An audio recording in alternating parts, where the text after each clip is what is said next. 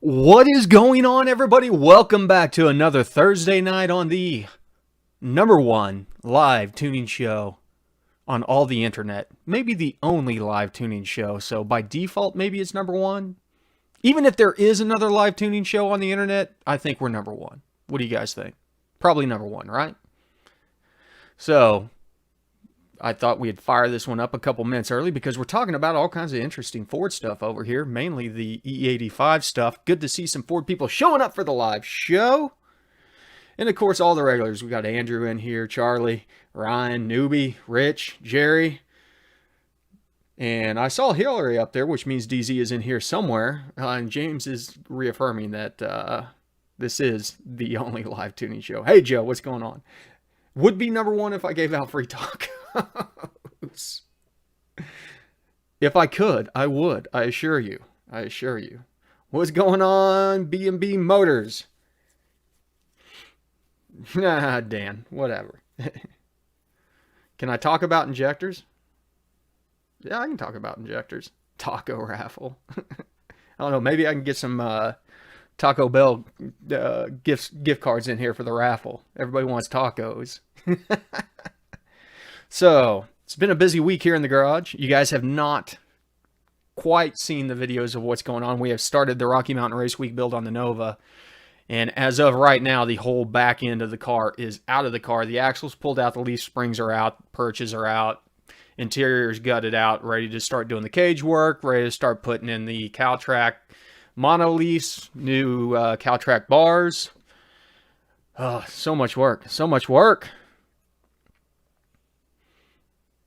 H Performance said he had a crash course in Gen 5 Terminator XDI tuning today. Man, I'm kind of interested in that, H. Not seen that quite yet. Not dove into that because obviously our Gen 5 is still running on the stock ECU with the piggyback setup. The new Queso Lupa is hot.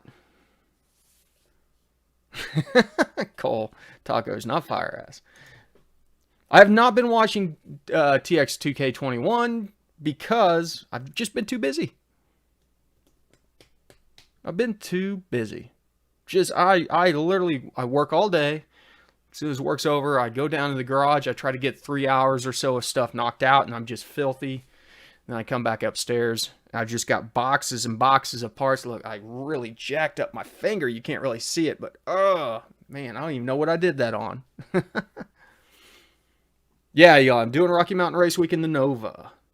Oh yeah, I had another important topic that I wanted to talk about. I finished Stargate SG-1. I watched the follow-up movies, The Ark of Truth and Continuum or whatever it is. I am officially done with Stargate. So I moved on to Battlestar Galactica. It's a little bit dense. Hey, Brandon. Is it easy to run MAP on a Gen 3 12 to 14 PSI? JC, you're probably going to exceed the fuel flow limit or the airflow limit on a MAP on the Gen 3. I believe it's pretty low.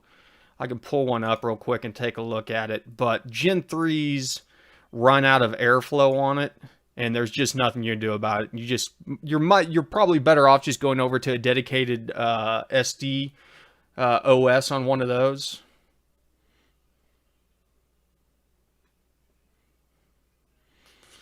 Well, Matt, we will be getting into more and more Ford stuff, but right now, for the next couple weeks, next couple months, it's going to be all Nova stuff because we got so much stuff to get down. Josh says, where do I look to find the origin story of the garage named Goat Rope? Okay, so I'm from Oklahoma. I grew up on a farm, and my grandpa used to talk about goat ropes, and basically, you could have goat ropes. You'd have mutton busting and grease pig chasing, which were 3 events at the local stock show or something like that kids would go out and do. And so you would have a goat out there and a whole bunch of kids running around into each other, throwing lassos at a rope or a goat, and they'd end up roping each other more than anything. Basically, it's just a situation that is a complete and total crap show. What up, Voodoo? Worked all day, came home, bled my front brakes, now making burritos for dinner. Nothing wrong with that. Nothing wrong with that.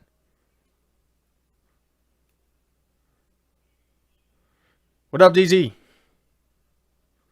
Yes, Rich. I was very interested to dig into the flex fuel setup on the Ford stuff, and I kind of dig it. Species, where are you at from Oklahoma?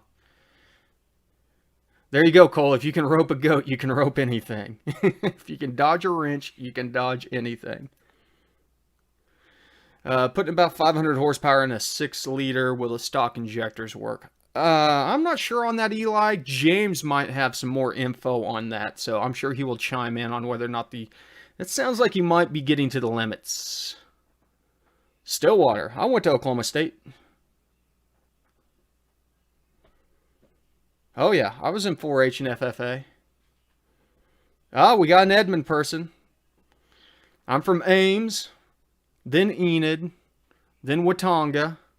Then the last place I lived in Oklahoma was El Reno. Northern Alberta. That's pretty close to Oklahoma, right? Is that in Kansas? Can't get the Trailblazer SS figured out. Went back to surging again today. Seems ECT related. After dialing in your idle airflow stuff, Jim, the big thing about it is whenever you dial in your idle airflow to use your MAF, we got another person from Edmond. So many people from Edmond in here. Not that I hate it. I'll talk about Edmond here in a second because my family actually lives in Edmond right now. My brother is a vet out there. Get the MAF dialed in around idle as good as you can. Use that as a baseline for the idle airflow and then adjust that idle airflow table based off the MAF. There you go. James says, Eli, it will not unless it's a later model with the flex fuel injectors, which makes sense since they're going to have about 30% more. Oh, now we got somebody from Coweta. We got so many Oklahoma people in here. Makes me jealous. You guys got so many straight, flat roads.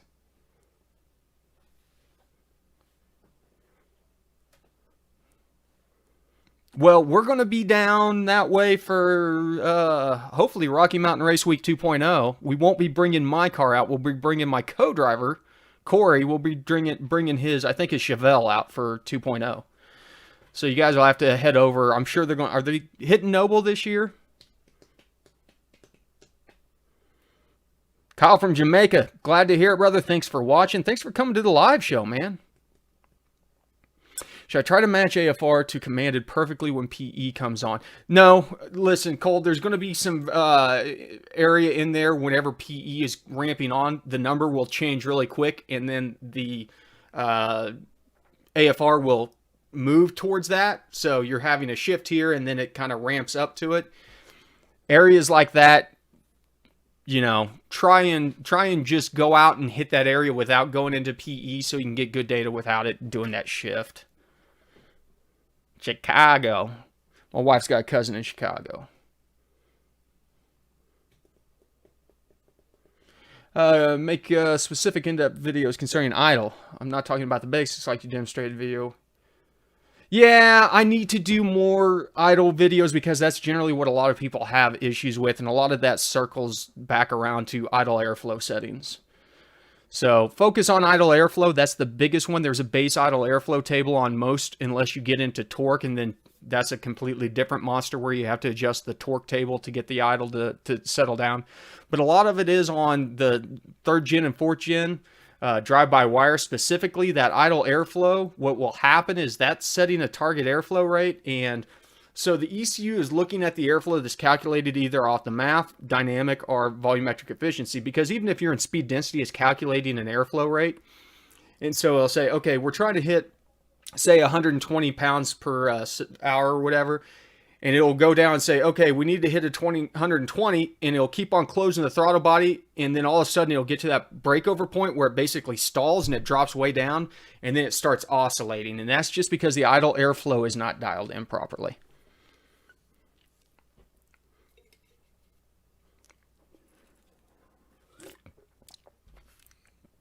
Man, all you guys with dynos. I had somebody else today, Joe, email me about their dyno. Do I have a mess with the converter tables on LS1 Gen 3 when I go with a 3500 stall converter? If I change them, how do I do that? Chris, just look into the lockup values and make sure that you're not locking up below stall. So you will see the TCC lockup set points. A lot of that is based off the speed. Do the math, kind of get that stuff above there so you're not locking up below your stall. Awesome. As I said, we're planning on being there. Unfortunately, we can't get a guaranteed slot on 2.0, even though we do now have a guaranteed slot on 1.0. So, but we will be sitting in front of the computer whenever registration opens up for 2.0, hammering that button. You know, there was like 113 slots for 1.0 this year. The website went down because they thought they had a denial of service attack on the website. Whenever they finally got it up an hour and a half later, the slots sold out in about 2 minutes. Have you ever come across an issue with idle due to oil consumption? If you're bringing that stuff in on the intake, there's definitely a chance that you're going to have some idle issues due to oil consumption.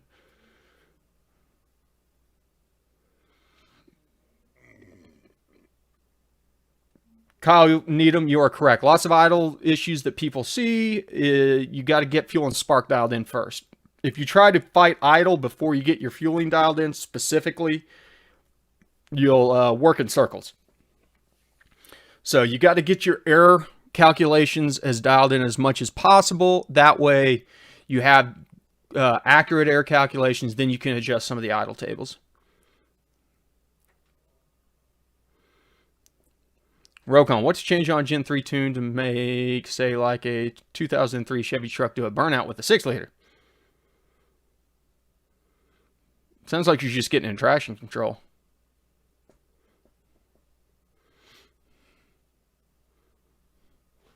There you go. Charlie brings up the Blue Cat Trans edit file.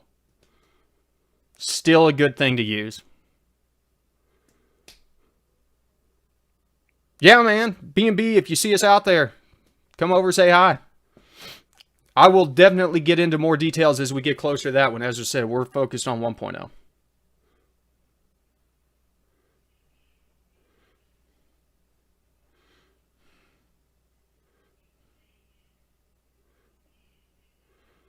TCM is so feel related, it's really hard to try and teach transmission tuning. Because what I like my transmission to do could be completely different from what you want your transmission to do. And as I said, so much of that is just how you want it to feel. Oh, wait a second. What do we got here? It's 810. Let's do this. How much power do I need to pop wheelies? Well, how heavy are you? What's your suspension? I mean, there's so much that goes into popping wheelies. You don't need that much power to pop wheelies. You know it, man. Let's get that ZR1 or ZL1 back on the road. You got to quit working on it, though. Every time I turn around, you change something on it.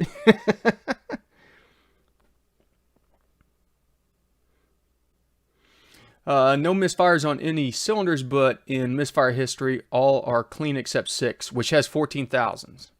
Yeah, you got an issue on 6 then.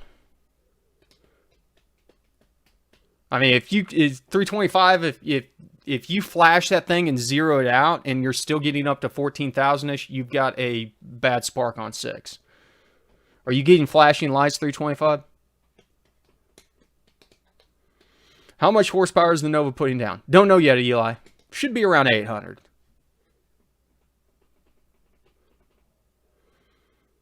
Raffle, raffle, raffle.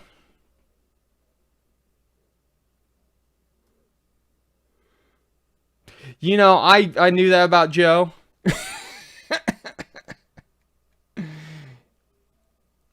Yeah.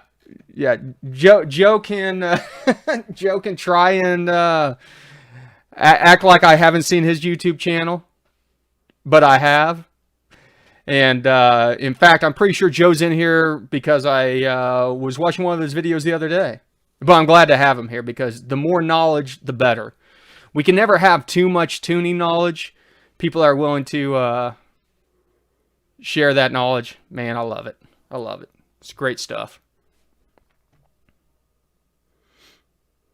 Yeah, Andrew brings up a good point. The auto correction tables can also be too aggressive. So you can blow those out a little bit. Specifically, if you look at the idle set points where they start making, they're like at 25 RPM on one and 10 on the other. If you need to push those out a little bit, there's nothing wrong with that. Anybody pushing more than 750 horsepower on a 6L80 Circle D billet torque converter? D White, I am pushing more than 750 horsepower on a 6L80 non-billet torque converter. So you would probably have absolutely no issues with a billet one.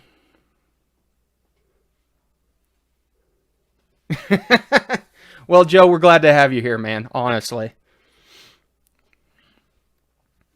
said it's always good to have more guys that are doing this on the daily come in here and share their knowledge, and that's kind of the big thing that we push on the Goat Rope Garage. Is this is a great learning experiment that we've been doing now for a couple years of trying to expose people to the benefits of tuning their own vehicles. Is there any benefits to running nitrous with ethanol versus any other kind of fuel like C16 versus, for example? You know, it's kind of twofold whenever you're running something like nitrous with ethanol or a race fuel, because what you're looking at is the evaporative quantity of the fuel, because that's what draws heat out of the cylinder pressure. You know, E85, that's its big benefit right there, is that it is a very cool fuel. If you've ever poured anything like alcohol or methanol on your hand, you notice how your hand turns cold, and that's because it's evaporating, and that evaporation draws the heat out of your skin, things like that. In way more so than gasoline, and so that's why it's way more detonation prone or resistant and things like that. So but you've got to keep in mind that there is some weird things that happen based on compression or cylinder pressure that affects burn rates and things like that. But you know, you're kind of money either way. Jim White, you can try adjust that zone. If the zone crossover is at 1,000, bring it down to like 1,200. Open up your previous tune and copy the entire table over after you rezone it, because it's going to ruin some of the zones, and then paste that old table in and recalculate it, and that'll get you a new zone boundary.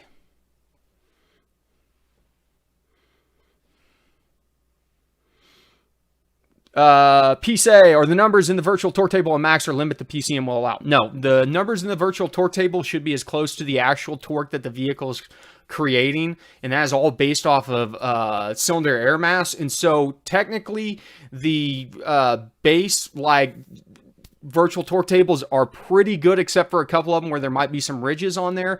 But the big thing to keep in mind is that it's very easy to exceed those, specifically whenever you're going boosted or you create a motor that is more efficient, that is breathing in and getting more cylinder air mass in there. You're going to move into rows that aren't necessarily tuned, and you need to bring those out. But you want those to be somewhat realistic, and there is some limiting that can happen because of the virtual torque tables, but the last thing that you want to do is go out there and blow those things out. So if you're making, say, 600 foot-pounds of torque, you don't want to go out there and bump those things up to 800, because they will cause other drivability issues. Now, the big thing to remember on the virtual torque tables is they are all calculated off of air mass, and so your mass airflow and your speed density has to be dialed in before you start messing with virtual torque. Thank you, Hillary. I'm sorry I missed your nitrous purge, but I appreciate the donation. What to do when tuning a big throttle body like a 102? Unknown. Depending on what generation that you're on, there might be a throttle body ETC scaler that you have to adjust for the surface area of the throttle body. Some do not have that. Other than that, just go through the standard tuning stuff. Hey, Mike. Good to see you, man. Hey, Dirt Floor. There you are.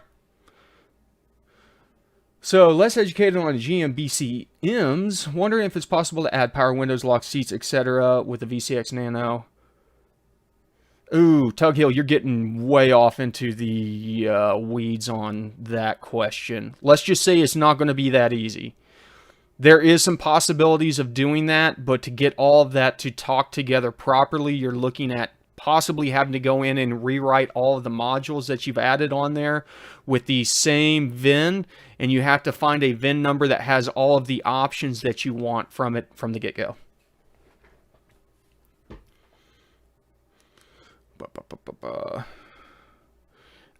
Built first ADU with CK Performance Kit and accumulator delete. Sonic's Overrun Kit, VB plate drilled just a little bit bigger. Now upshifts are super hard. Best way to soften the upshifts.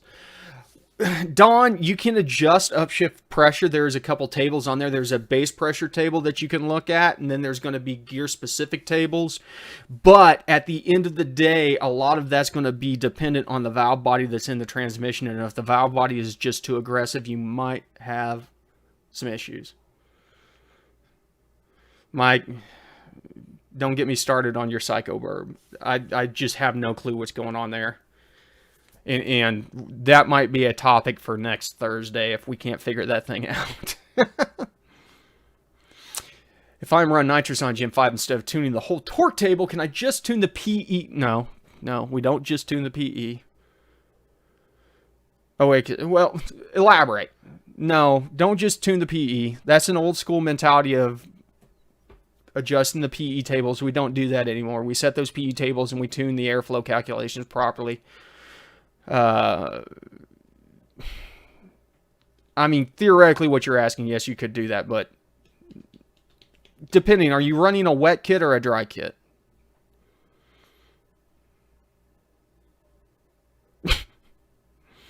TJ, I hate you.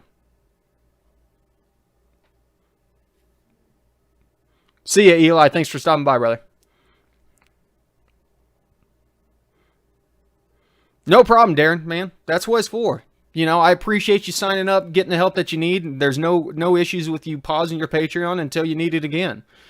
So that's the whole purpose of that, is just whenever somebody needs help, they can get it. And if they don't need help, by all means, you're not hurting my feelings. You know, it is literally a service that I provide to people that have specific tuning questions and things like that. So.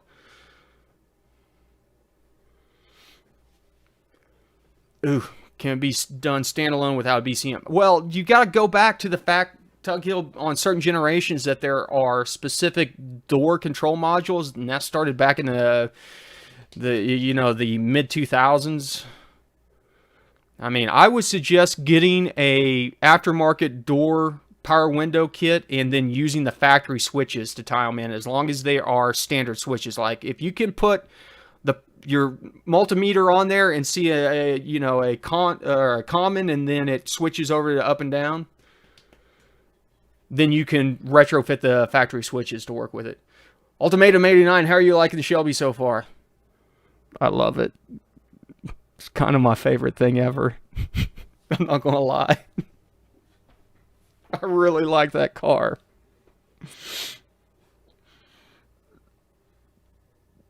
Taking it to 8,000 is so fun.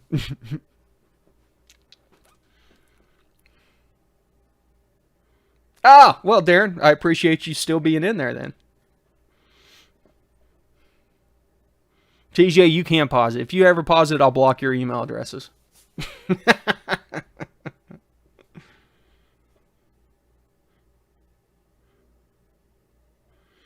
Yeah, exactly. Like Jerry said, you can do a complete DIY setup, tapping relays, etc., and use the factory switches. And that's probably what I would do, because it would be a lot easier and more reliable than trying to get the BCM dialed in.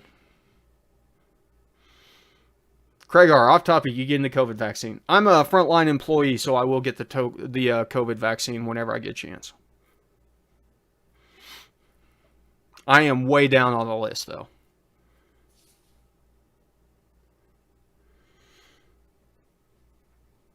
Now, I'll tell you this much, Blue Fox, it's my favorite right now, but probably the first time I get the Super Auto out and get the axle fixed on that and everything and get it running again, it'll probably be my favorite again, because that truck is absolutely insane.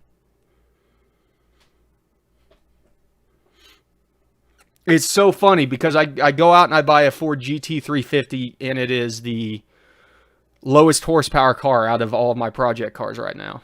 And the thing has 530 horsepower from the factory. So I just don't see that thing going beyond like 700 or so, you know.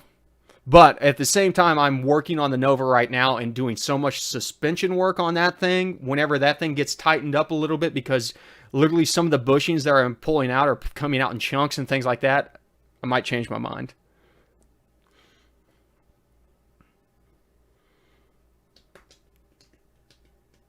You know, tell you, I got a buddy of mine that's had a MBS Silverado regular cab short bed V6 for forever, and if I could, that would be one of the trucks that I would pick up and then do some kind of crazy swap.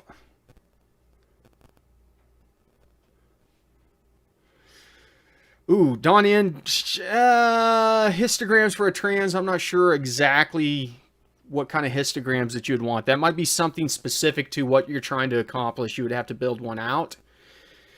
I mean, you could look at doing shift versus RPM, shift versus speed, stuff like that, but all of the tables on the trans are pretty straightforward. Tyler, I appreciate you jumping on, man. I just saw that you responded back to me. I'll get back with you. Get a couple things cut out for me. You're going to put solid mounts and bushings on the Nova. We're upgrading the rear suspension. The front leaf springs, of course, will be solid. The rear of the leaf springs will be polys. And I'm doing a whole new cow track on it because the cow tracks, I don't even know if the ones that I pulled off are technically cow tracks. And if they were, they're probably cow tracks from like the late 80s. So, sorry, I hit the mic there. So I am basically, the whole rear suspension is completely being replaced. So we're going in with a 9-inch from Quick Performance. We're going in with Calvert leaf springs, Detroit Speed perches. I can't remember which polyurethane bushing set I got for the back end of it. QA-Win double adjustable shocks on the back. Like the whole back end of that thing's going to be tightened up and made ready to go. And then I did the subframe connectors. I'm going to have a video coming out here soon on the subframe connectors, and I've got the ones that bolt up to the subframe in the front and then weld up to the unibody frame in the rear. So there were some positive and negatives. I really like the design of the kit and stuff like that because you don't have to cut the floor up and stuff, but the mounts that you weld into the unibody were a little bit wider, and I could not just beat the hell out of them, could not get them to mash down, and so I had to do a lot of welding to basically bridge them in and fill all that up.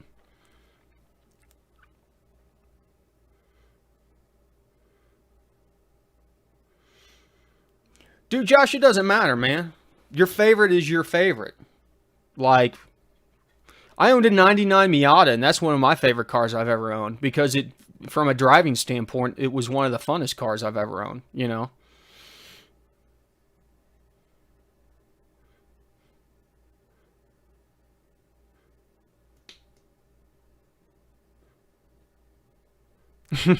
I'm not trying to pop willies. I'm trying to go down the track in the nines. What up, Brandon? Matt, what do you recommend for a starting point on a heavily modified initial base startup tune? See, the nice thing about it is, Matt, is outside of a cam, you know, there's not a lot of modifications that you can do that are not going to fire up on the previous tune that the vehicle was running on. I mean, prime example is whenever we rebuilt the Super Auto, we lowered the compression from 12.5 down to 9.5, put a pretty aggressive cam in there. That thing still fired up on the tune that was on there previously. So pick a starting point, mass airflow, get it fired up. Use your nose. The biggest tune that you can, or the biggest tool that you can use whenever you're trying to get a vehicle to start for the first time is your nose. Once again, this goes back to doing like the Nova. I couldn't get the Nova to fire up. Wasn't smelling gas. Kept on adding gas, kept on adding gas, kept on adding gas, fired off. If you smell gas the first time you try to crank that thing over, you probably have too much gas, maybe pull 10, 15% out, but use your nose on initial startup, get the thing idling, and then start tuning from idle out. You know, get the idle area dialed in, whatever you're working on, then work up to 1,500 RPMs, then work up to 2,500 RPMs, then work up to 3,500 RPMs. The thing about it is, as you start developing these out and you start seeing these curves here, all of a sudden you'll see a ridge form where you got up to 2,500 RPMs and you've added fuel to this point. Then the next point you haven't hit is down here. Bring all that up and just predict the next areas.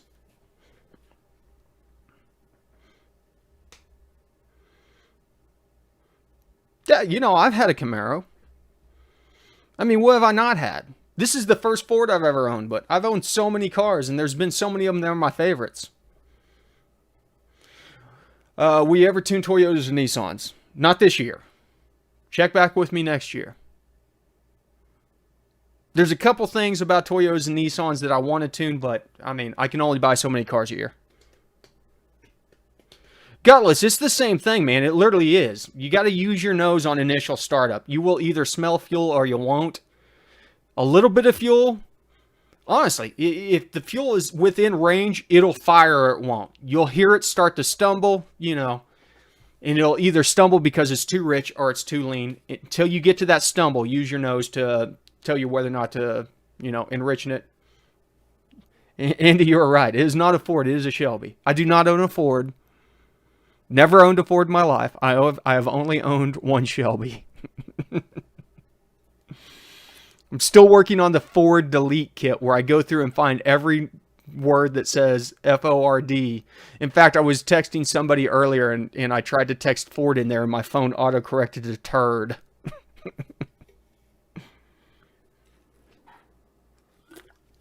Oh, by the way, in case you guys were wondering, we're drinking 3 triple IPA from Hitchhiker. 9.5% alcohol by volume. This is my second one. And this is my painkillers from all the work I did today. You flip it over for the directions. Nice try, Jerry. There's a small Ford on the door seal also. It says Ford Performance there, Mario. So I just put a little piece of electrical tape on. I'm just kidding. Well, exactly. I never thought I'd own a Mustang either. Even though, as I said, I had a pretty good idea that that's what I was going to do. I hooked up wideband through USB hub and serial, blue wire. Got a reading on the column axis, but the row axis. Okay, so if you got a reading on... You got a reading on the column going up and down, but not on the row, you're not logging whatever the parameter is for the row, Brandon. So, RPM... What are you doing? I guess speed density. RPM would be across the top, and then the rows would be cylinder air mass, manifold air pressure, not cylinder air mass, manifold air pressure, or whatever the blend is, the pressure ratio. You are right. IPAs are the answer to life, and this is my last IPA in the fridge, so... There will be a grabbing beer video for the patrons tomorrow. Hey, DIY brother. Yeah, that is a strong IPA. It is a triple. Let's see here. I'm not sure how this is still going. Okay, I was about to say the raffle is now officially over. Jerry, I have drank so many White Russians in my history. Don't even get me started. Tyler Selby, can you explain why you would double the stoic value in a tune? That is because that certain generation ECMs have a cap on flow rate for injectors. And what you're effectively doing by doubling the stoic value in the tune is having the injector flow rate. So if you had 120 pound injectors, by doubling the stoic rate, you would drop those down to 60 pound injectors. There's a lot that goes into that beyond just that. And so you're looking at having to look at cylinder air mass because that's effectively going to change your cylinder air mass calculations. Okay. We are doing a drawing for one of the Go Rope Garage coffee mugs. And the winner is...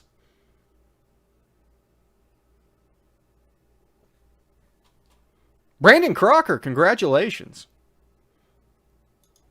I know he's still in here. Brandon's always around.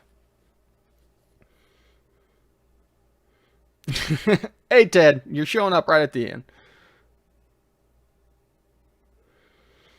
species I'm very excited to get in there and start messing around. The problem is there's not a lot of GT350 mods outside of exhaust and then going forced induction.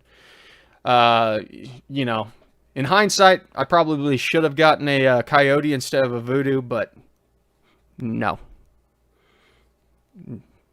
Really glad I got the Voodoo. It's such a good motor. There he is. Brandon's here. Brandon, congratulations. You know the drill. Shoot me an email, info@GoatRopeGarage,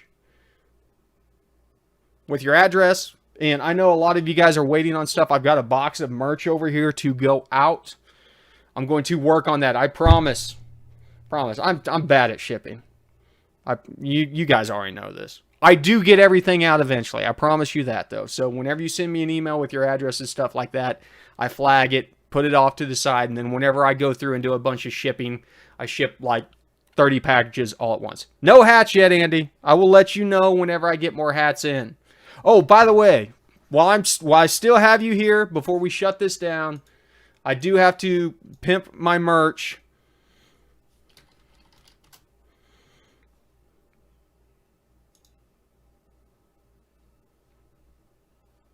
Why is this not working?